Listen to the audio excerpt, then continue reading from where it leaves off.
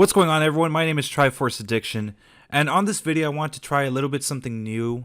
I'm usually making videos on SpongeBob Battle for Bikini Bottom Rehydrated, or just anything SpongeBob related, but I decided to change things up just on this video because I actually want to give my thoughts about this specific game that just got announced.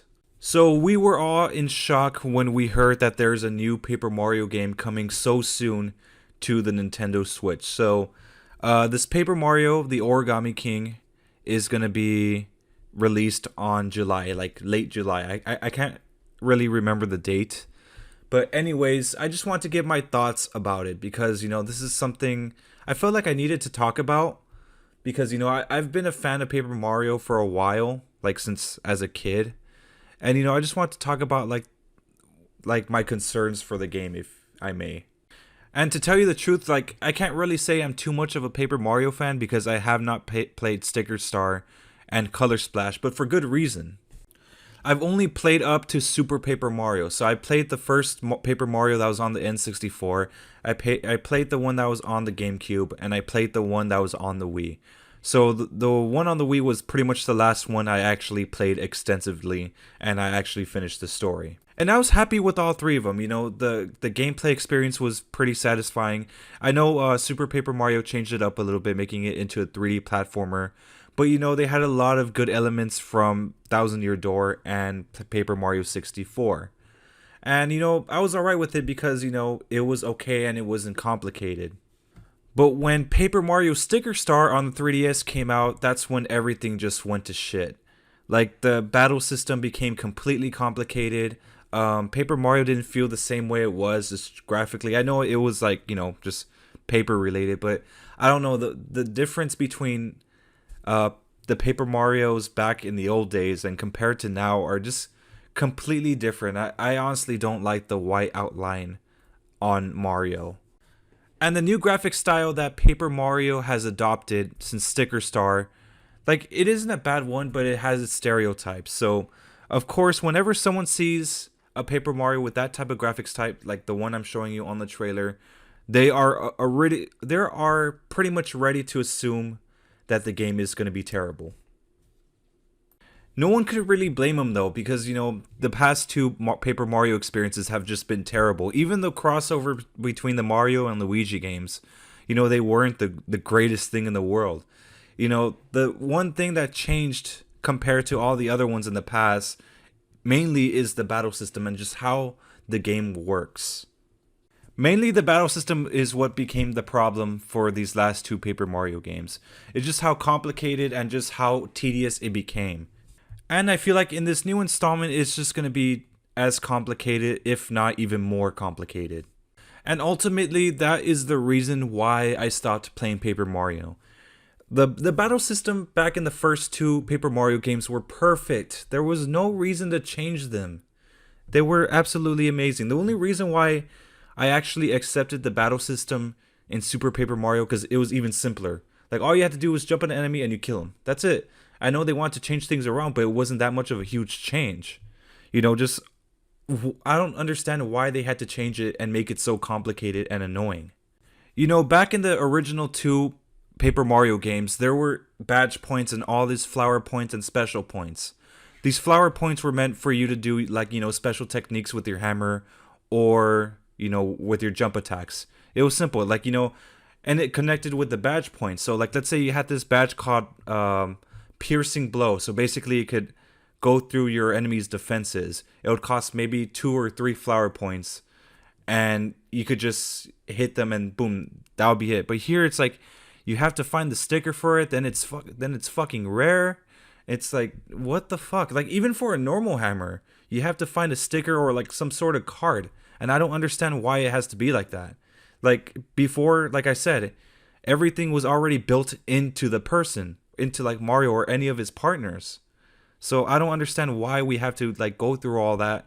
Like, we have to buy constantly stickers and cards just to attack someone.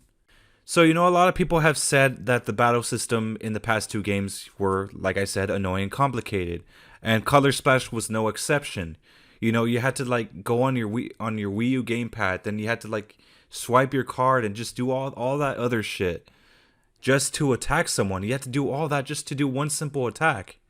And now in this game, they have like this sort of spinning circle where you have to align your enemies correctly so you can have a chain attack. And I'm looking at this, I'm just like, dude, what? So not only that the enemies that you fight in this game are no longer in one freaking straight line, now they're all over the place, and now you have to figure out how to get them in one line just to do a chain attack on them. And like I said, it's like just even thinking about it is just pissing me off. And I know all of you guys are going to tell me, oh, why are you being so picky about this? Oh, so you're complaining over nothing. The reason why I'm complaining about this is because, you know, if you have a video game series that you're making, you always want to make the experience better than it was in the previous game. You know, that's just a given. But with Paper Mario, they've been constantly just changing the way the game works so much to the point where you feel like your gameplay experience is being hindered every single time you play a new installment. And this is ultimately the reason why like the successors are not better than the predecessors, if you get what I mean. You know, like let's say like you see this awesome scary movie and it was iconic and it was a masterpiece. Then they make a sequel to it and it's just like, dude, what the heck is this, you know? Like they changed too much of it and it just ruins the entire thing for you. The best example in a video game I could tell you, that I can give you, is from Call of Duty. So it's generally known that Call of Duty is a year-by-year franchise. So like every year, there's always a new installment that comes out. But, you know, as the years have progressed within that franchise, you know, they made so many changes that hinders the experience by a lot. You know, at first it wasn't really major, but then it started becoming, you know, a problem. Like if back then in 2013 or 2012, I believe, you know, you had Call of Duty Ghosts where, you know, instead of using a UAV to show red dots on the map, you had these SATCOMs, but you needed 3 of them for, like, to get the UAV effect. Or another example would be from Black Ops 4, which is a recent Call of Duty game from, I believe, 2018, where you were no longer able to regenerate health automatically. So now you had to use this syringe, like, to inject yourself, and that's how that's pretty much how you repair yourself. That's how you regenerate your health at that point. And then Modern Warfare, like where they completely dropped the ball, is that they completely removed the mini map, so that whenever someone shoots, it no longer shows that they are there on the map. So now you had to rely on this compass, and because of that, everyone was camping and no one knows what to do. And that's why this game has been getting so many negative reviews.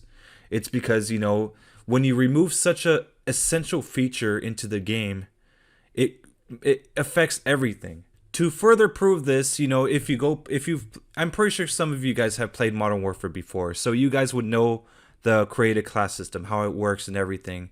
You had to like carefully pick your attachments this time around, because every attachment that you have adds weight to your gun. So like the more weight you have in your gun, the more difficult it is going to be to move. So you're going to be a lot slower. When you aim down your sights, it's going to be way slower now. Apparently, for some reason, you add a red dot sight that's not even a pound, by the way, and it's like you're adding a cinder block to your gun.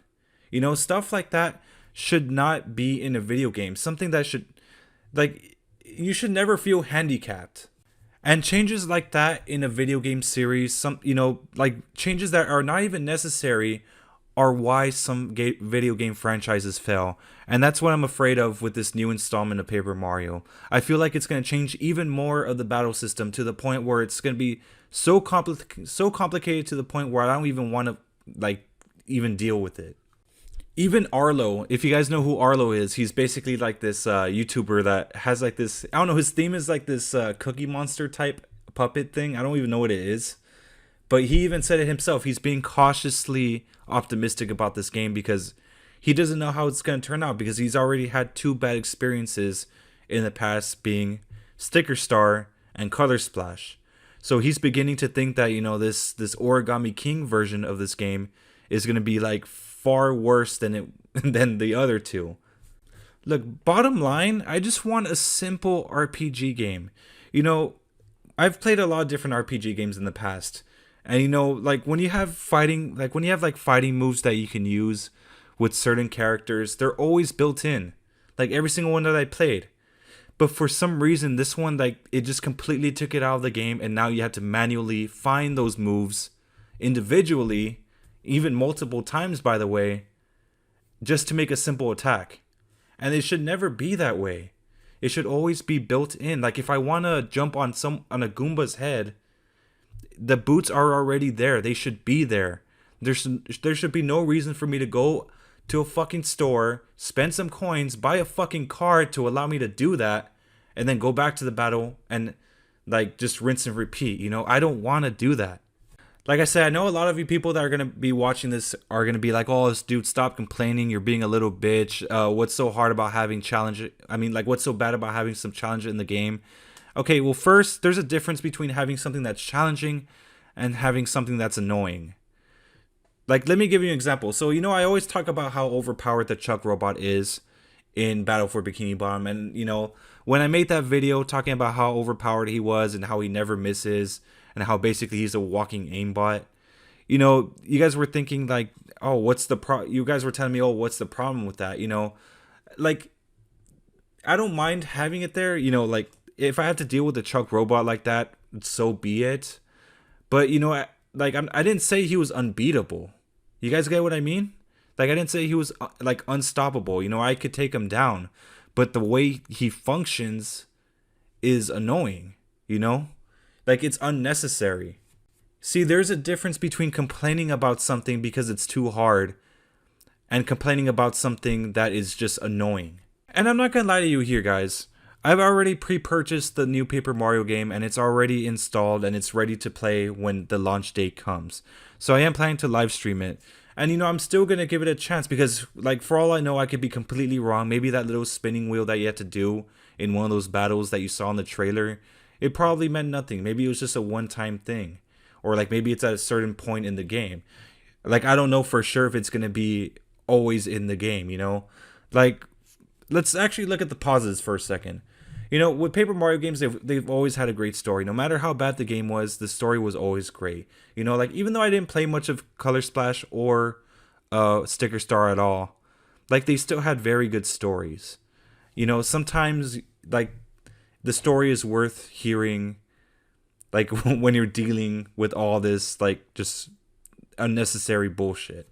Another positive thing I'm holding on to, and I'm hoping for that they keep this promise, is that they're going to make the game, like, work how the others did before in the past.